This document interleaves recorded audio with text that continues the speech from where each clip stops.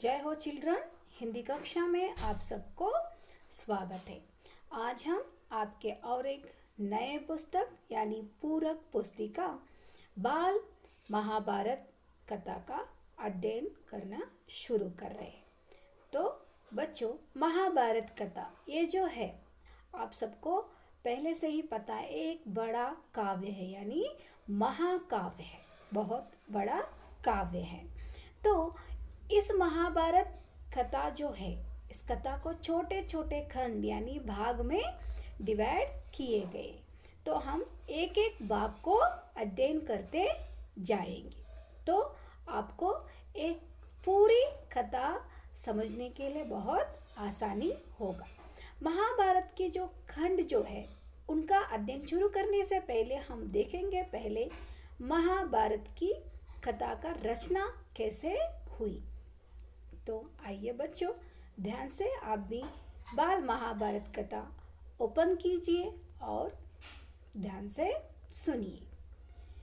ये जो महाभारत कथा जो है ये एक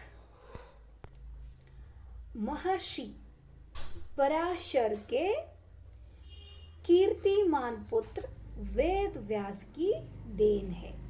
तो देखिए, ये जो महाभारत की कथा है ये महर्षि पराशर, महर्षि यानी ऋषि मुनि, तो महर्षि पराशर के कीर्तिमान पुत्र है।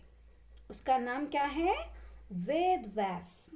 उनके जो रचयिता है, उसने जो ये लिखे गए हैं उनका नाम है वेद व्यास। उनकी देन है ये बाल महाभारत कथा।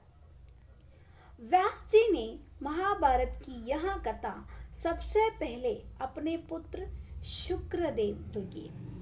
व्यास जी ने इस महाभारत की यह कथा जो है सबसे पहले अपने पुत्र शुक्रदेव को कंठस्थ कराई थी। तो देखिए, वेद व्यास जी ने सबसे पहले अपने पुत्र शुक्रदेव को कंठस्थ यानी अभ्यास कराई थी और बाद में अपने दूसरे शिष्यों को उसने कंठस्थ कराई। मानव जाति में महाभारत की कथा का प्रसार महर्षि वैशंपायन के द्वारा हुआ। तो देखिए, पूरे मानव जाति में पूरे मनुष्य को महाभारत की कथा का जो प्रसार था वो किसने किए? महर्षि यानी ऋषि मुनि वैशंपायन के द्वारा किए गए। वैशंपायन की व्यास जी के एक प्रमुख शिष्य है। ऐसा माना जाता है कि महाराज परीक्षित के पुत्र जनमेजय ने एक बड़ा यज्ञ किया। तो देखिए, मानव जाति में महाभारत कथा के प्रसार किसने किए? महर्षि वैशंपायन। तो महर्षि वैशंपायन व्यास जी के प्रमुख शिष्य थे। तो ऐसा माना जाता है, क्या माना जाता है कि महाराज परीक्षित नामक एक महाराज था, वो उनके पुत्र जनमेजय एक बड़ा यज्ञ किया। तो इस महायज्ञ में सुप्रसिद्ध पौराणिक सूत जी भी मौजूद थे।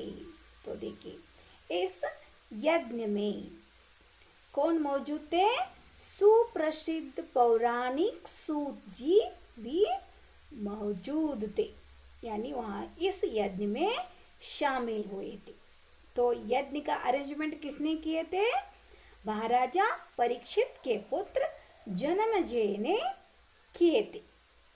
तो इस बड़ा यज्ञ में सुप्रसिद्ध पौराणिक सूत जी भी मौजूद थे।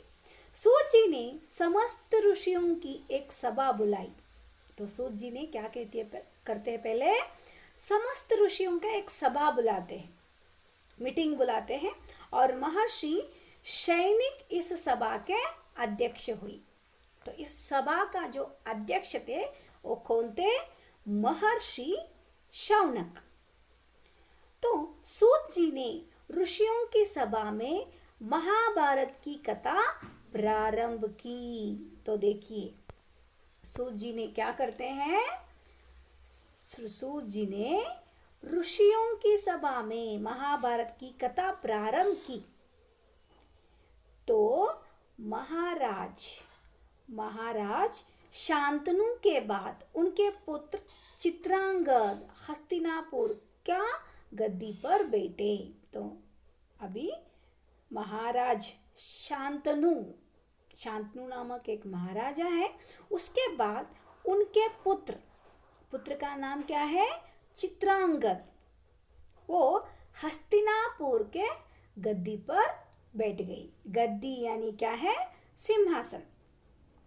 उनकी अकाल मृत्यु हो जाने पर उनके भाई विचित्रवीर्य राजा हुई। तो देखिए जो महाराजा शांतनु के पुत्र जो थे वो कौन है, चित्रांगद, हस्तिनापुर पर सिंहासन पर बैठे, वो राजा बन गए। लेकिन उनकी अकाल मृत्यु हो गई, यानी अचानक इनके मृत्यु हो जाने पर इनके भाई कौन है, इनके भाई जो है उसका नाम है विचित्रवीर्य। तो विचित्रवीर्य राजा हो गए। किसके बाद राजा हो गए ये, महाराजा चित्रांगद के बाद उनके भाई विचित्रवीर्य राजा हुए। उनके 2 पुत्र हुए। विचित्रवीर्य के 2 पुत्रों का नाम है, एक है धृतराष्ट्र और दूसरा है पांडु।